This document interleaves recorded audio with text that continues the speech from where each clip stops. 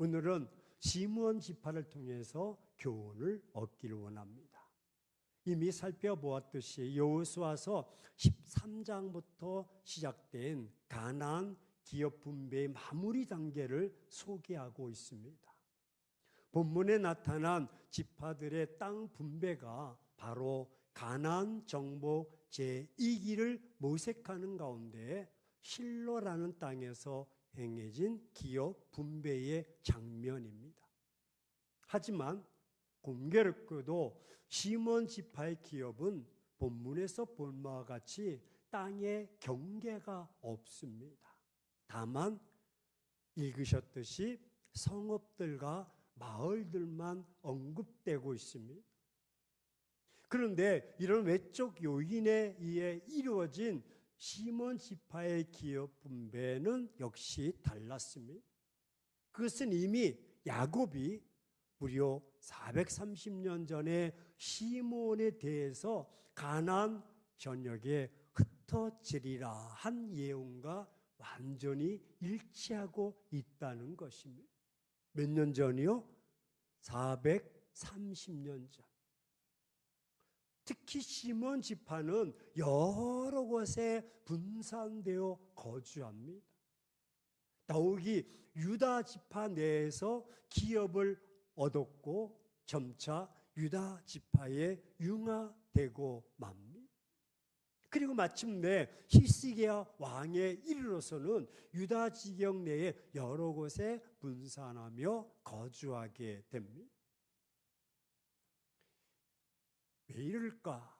시므온은 아주 성격이 잔인했습니다. 성격이 불같아서 악행을 저질렀습니다. 그 잔인한 기질에 대한 저주로서 기업을 유다 기업 내에 흩어버리는 결과를 그들은 초래하고 말았던 것입니다. 무려 430년이나 지났는데 하나님의 섭리는 한치의 오차도 일어나지 않음을 엿볼 수가 있습니다. 그렇습니다. 시므온은 신명기 33장에서 그 이름조차 거론되어 있지 않습니다. 더욱이 창세기 49장 7절에 야곱의 예언대로 그들의 존재가 언급되지 않습니다. 시므온 지파는 에브라임과 므낫세 지파 등지로 흩어져 버려 더 이상 그들의 존재가 언급되지 않고 있다는 것입니다. 그렇습니다. 각 지파들이 자기 몫의 땅을 분배받는 중 시므온이 가족대로 제비를 뽑았습니다. 그런데 시므온이 뽑은 제비는 유다 지파가 차지한 땅의 일부분이었던 것입니다. 그럼 왜 시므온 지파는 독립적인 지파의 몫을 차지하지 못했을까요? 왜 이미 유다 지파가 차지한 땅을 제비로 뽑은 것일까? 이것은 유다 지파가 일부러 자기 땅을 내어놓은 것일까? 아니면 시므온 지파가 실수로 다른 땅을 뽑지 않고 그 유다 땅을 뽑은 것일까? 여러분, 유다 지파 안에 시므온 지파가 거한다면 불편한 일이 굉장히 많을 것입니다. 어떤 의미에서는 시므온은 자기 지파의 독립성을 주장할 수가 없습니다. 결국 시므온 지파 사람들은 유다 지파의 눈치를 살피면서 살 수밖에 없습니다. 그리고 유다 지파가 마음만 먹으면 시므온 지파는 당장이라도 쫓아낼 수가 있습니다. 따라서 시므온 지파는 극단적인 상황에서는 지파 자체가 멸절당할 수가 있습니다. 그럼 왜 이런 공평하지 못한 결과가 나타났을까요? 시므온 지파의 결과가 우연일까요? 아니면 다른 개입이 있었던 것일까요? 아니면 하나님의 간섭일까요? 이를 보아 이성적으로 공평하지 못합니다. 왜? 다른 지파와 함께 가나안을 정복했습니다. 하지만 다른 지파들은 나름대로 땅들을 분배받았습니다. 자기들이 뽑은 제비대로 받았습니다. 근데 시므온 지파는 이해할 수가 없습니다. 유다 지파가 얻은 땅의 일부분을 뽑았다는 것입니다. 하지만 여기에는 하나님의 섭리가 있습니다. 우리 한번 따라서 고백합시다. 사람이 제비를 뽑을지라도 그렇습니다. 실제로 제비에 당첨하게 하는 모든 에너지는 하나님께 있습니다. 제비는 하나님의 주권을 표현하는 수단입니다. 그렇다면 시므온이 이런 결과를 얻는 것은 우연이 아닙니다. 하나님께서 예언하신 것을 이루신 것입니다. 그렇다면 무슨 예언을 하신 것입니까? 창세기 49장에서 야곱이 시므온을 향해서 무슨 말을 했습니까?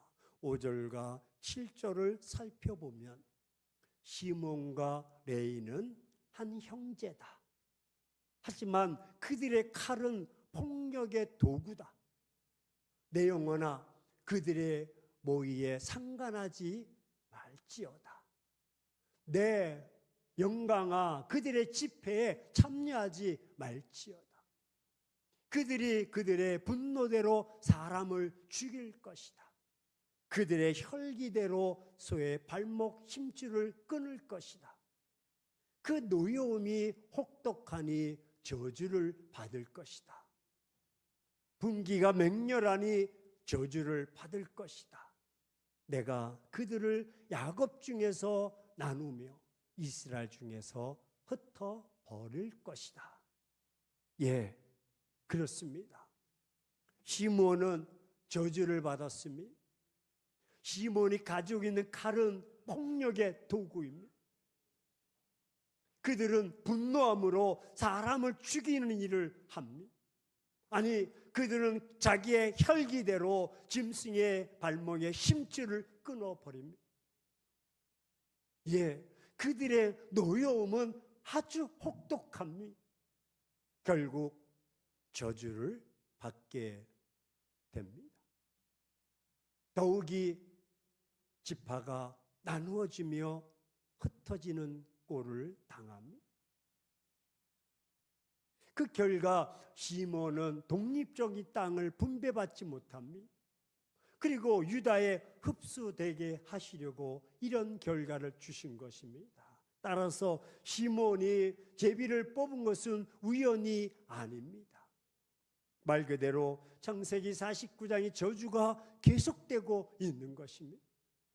독립적으로 땅을 분배받을 수가 없습니다. 나중에 유다에 흡수되어서 종족을 흩어버리시려고 이런 결과를 주신 것입니다.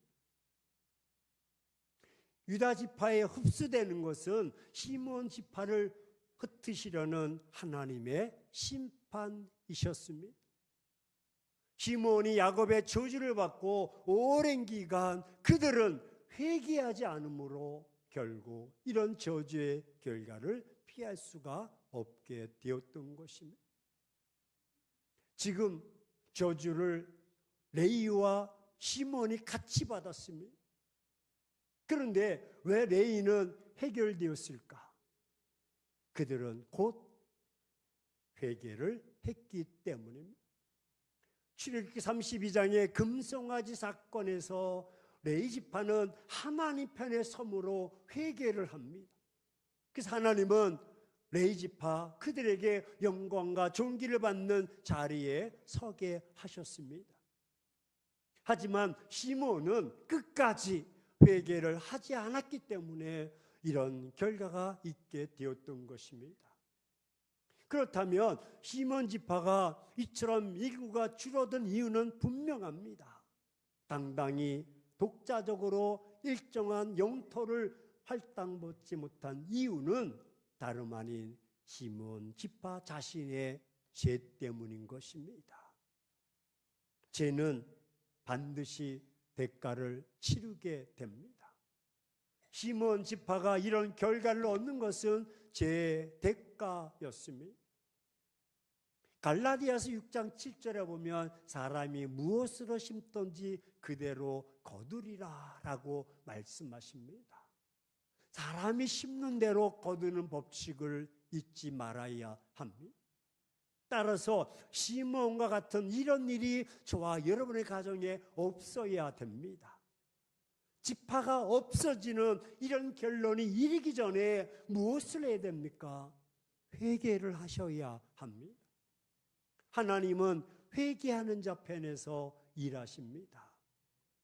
시므온 지파는 광야 생활 동안 그 인구가 절반 이하로 줄어들었습니다. 살펴보면 광야 생활 초기에 시므온 지파는 5만 9천 명이었습니다. 20세 이상 된 남자의 수가 점점점 줄어듭니다. 결국 광야 생활 후기에는 무려 37,100명이 줄어들어 22,200명이 된 것입니다. 자연적인 감소가 아니었습니다. 바로 발람이 꾸몄던 그 지약, 즉 모압 여자들로 하여금 이스라엘 백성들과 음행하게 하여 범죄했기 때문입니다. 그때에 시므온 지파는 족장이 그 죄로 인해 죽임을 당할 만큼 깊은 죄악에 빠져들었던 것입니다.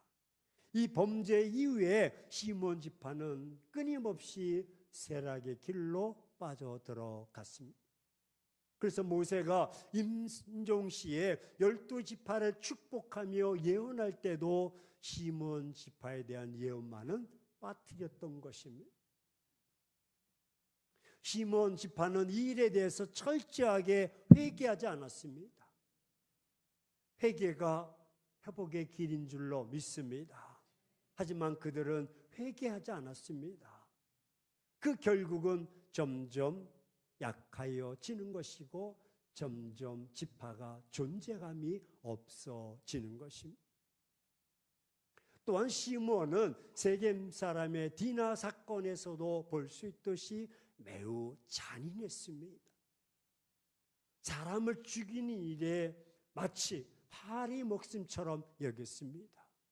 그 잔인함은 불같았고 폭력성은 불같았습니다. 요즘의 사람들은 상당히 폭력적입니다. 운전하다가도 경적을 울렸다고 몽둥이 들고 두들겨 상해를 입히기도 합니다. 얼마나 폭력적인지 모릅니다.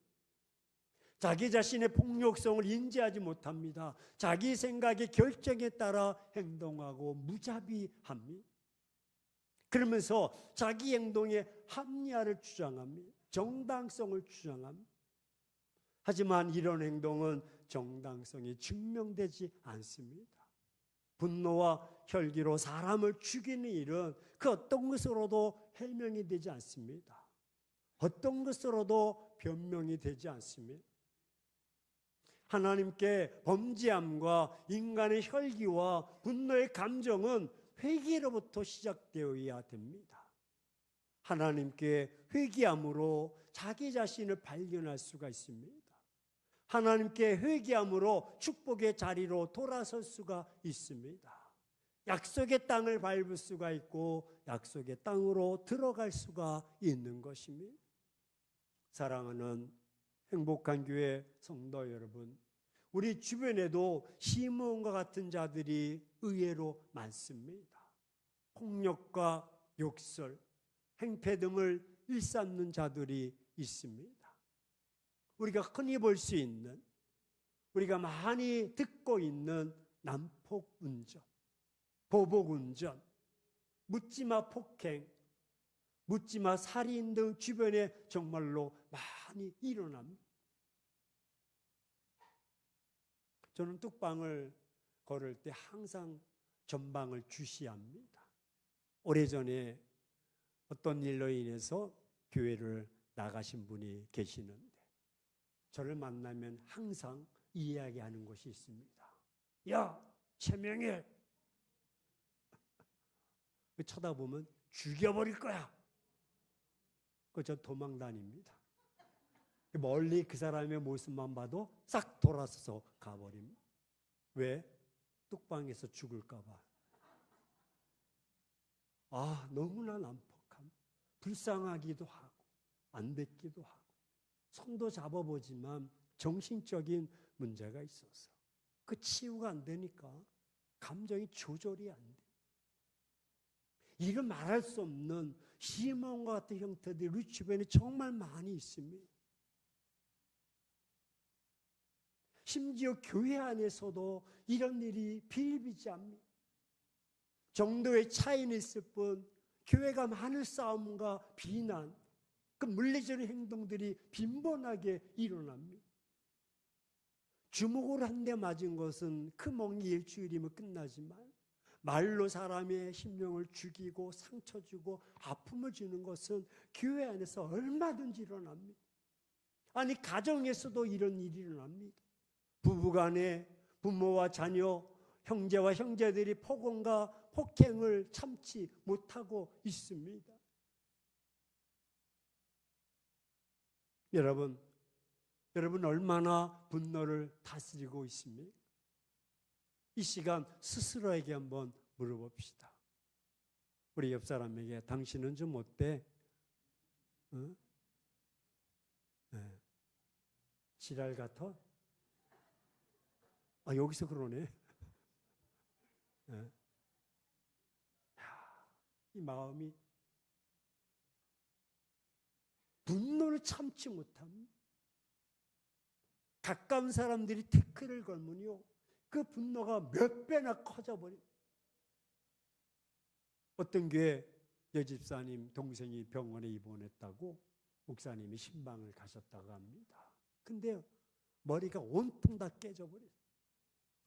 교통사고였는가 보다 했더니 교통사고가 아니라 그 여인이 분노를 참지 못해서 자기가 벽에다가 머리를 들이받아가지고 머리가 다 깨져버렸다는.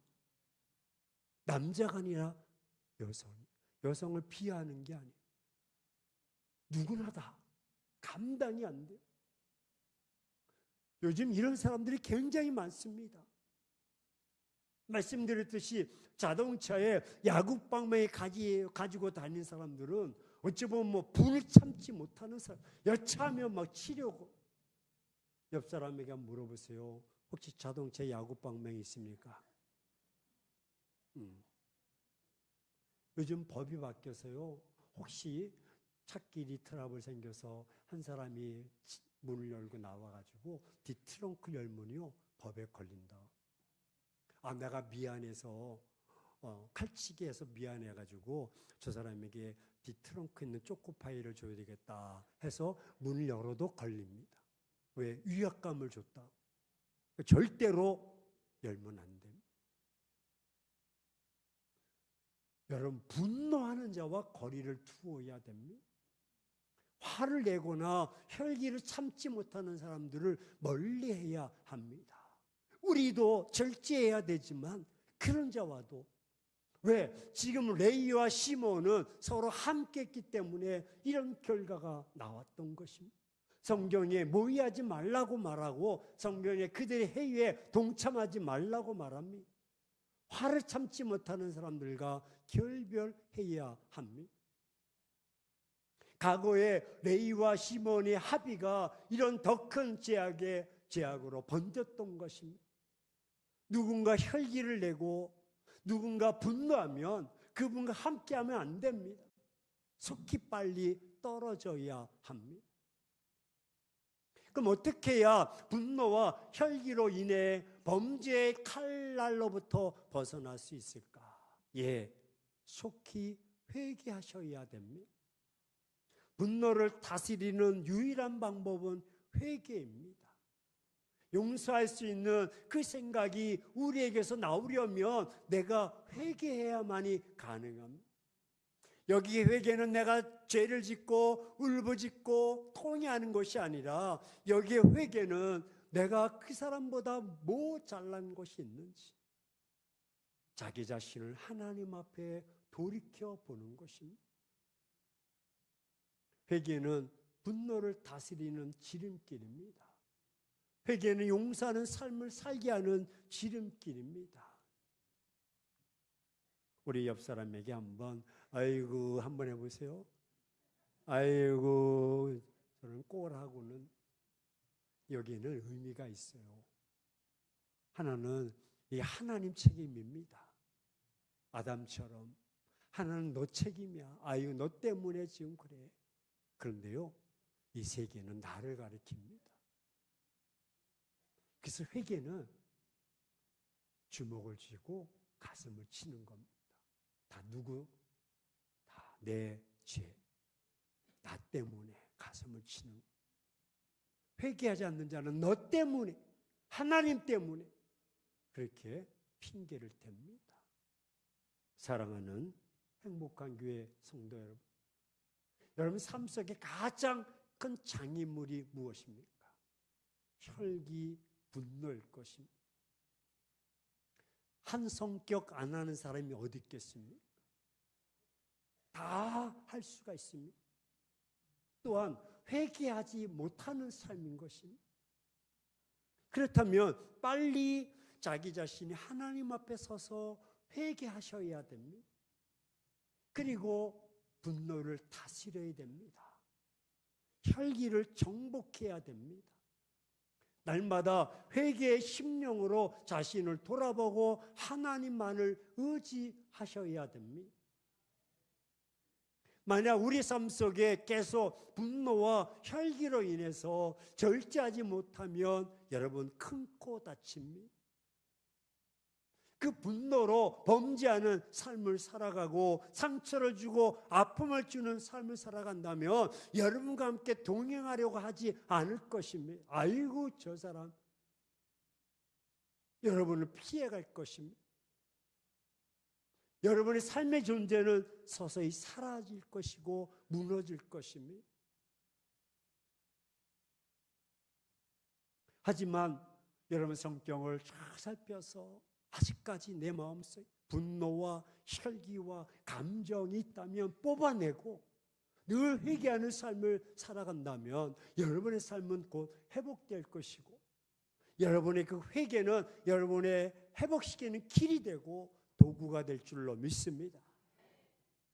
여러분의 회개는요, 자신을 살릴 뿐만 아니라 다른 사람도 가정도 살리는 것입니다. 이 시간 축복의 통로로 나아가는 여러분의 장애물인 혈기와 분노와 감정을 뽑아버리기를 주의 이름으로 축원합니다.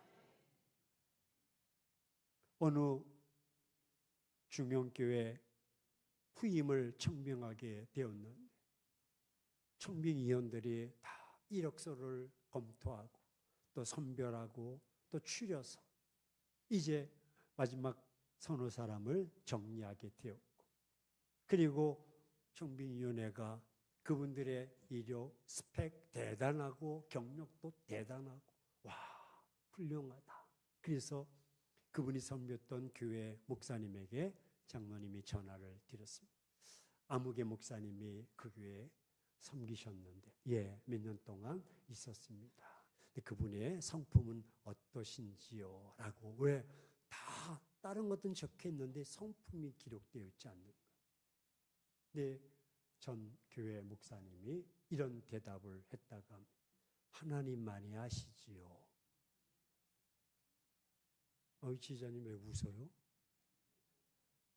그러면 됐다는 거야? 안 됐다는 거야? 안 됐대. 난 됐다고 얘기하려고 그러는데 안 됐대. 하나님만이 아시지요. 그분이 겪었던 아이고 목사님, 성품 정말 온유하고 겸손합니다. 정말 귀한 존재입니다. 그렇게 극찬했다면 아마도 그 교회에 청빙을 받았을 것입니다. 근데 그분은 자기가 거짓말할 수 없어서 하나님만이 아시지요 라고 했다고 합니다. 여러분, 사람도 보지만 하나님도 보십니다. 그렇다면 이제 우리도 철저하게 회개합시다. 시몬을 통해서 430년 전에 이야기했는데 그 후손들은 결국 돌아서지 않고 회개하지 않고 그 혈기와 그 분노, 그 감정으로 계속 살아갔기에 그 말씀대로 흩어져 버리고 마는 것입니다. 그렇다면 우리 삶 속에 그런 요소가 있다면 뽑아버리길 주의 이름으로 축원합니다. 그 기질, 그 성격, 분노, 혈기 다 뽑아버려서 회개하고 하나님 앞에 바로 서서 내가 설 때 내 가정이 살고 내 민족이 사는 것이고 모두가 사는 길입니다. 바울은 그래서 날마다 내가 죽노라 했듯이 여기에 죽노라라는 것은요, 약을 먹었다는 것이 아니라 자기 자신을 날마다 쳐서 그 교만, 그 아집, 그 기질을 다 쳐서 죽여 십자가 밑에 가지고 나가 십자가 밑에서 가감하게 그 분노와 혈기를 깨트려 버린 것입니다. 이 길만이 내가 사는 길이요, 이 길만이 내가 서는 길이요, 이 길만이 내가 승리하는 길입니다. 따라서 여러분의 삶은 분노와 감정과 혈기입니까? 아니면 늘 회개와 회복입니까? 아무쪼록 보혈의 은총으로 날마다 온유하고 겸손함으로써 시므온의 전철을 밟지 않고, 오늘 말씀 9절에 시므온은 유다의 요즘 말로 말해서 빌부터 살아가는 인생이 아니라 유다는 그 땅이 많아서 시므온에게 나눠 주었듯이 유다의 축복, 요셉의 축복이 우리 가문에 흘러 넘쳐나기를 주의 이름으로 축원합니다.